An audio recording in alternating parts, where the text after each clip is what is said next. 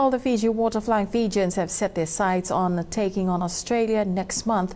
Expectations are set for Mick Byrne-coached side. Byrne is adamant that they are focused on combinations that give them both tactical adaptability and the trademark Fijian spirit. Venina Sauganga with this report. The Flying Fijians will march into this international window with clear intentions not to just compete but to make a statement. Head coach Mick Byrne reveals that there is pressure when you lead a great side. I think the pressure is always, it's internal, you manage that, you look at what you need to do, you never let it get the better of you. You're always looking, and if you do your job and you work hard and you do your proper preparation, then the pressure's not there, it's about the nature of the job. Byrne commended the players for their sacrifices to represent their nation. We know that there's a lot of players that are playing professional rugby that are making huge careers for themselves and lives for themselves. I met players, that grew up in villages here that now speaking fluent French.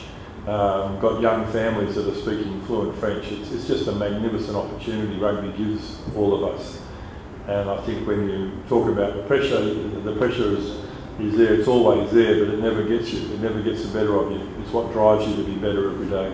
He says that there is always pressure in the game and that it can also be a driving force for the boys to perform better. If we felt that pressure, we were in the wrong game.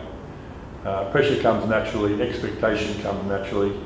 We put more expectations on ourselves than people probably realise, and we're really looking forward to going into this game. And I think that some of the situations that are occurring in this country, they need us to play well, and they need us to lead well, and they need us to show what good Fijian men look like, and we'll be doing everything we can to do that.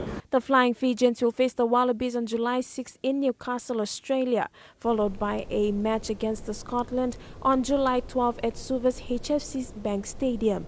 Venina Sauganga, Fiji One News.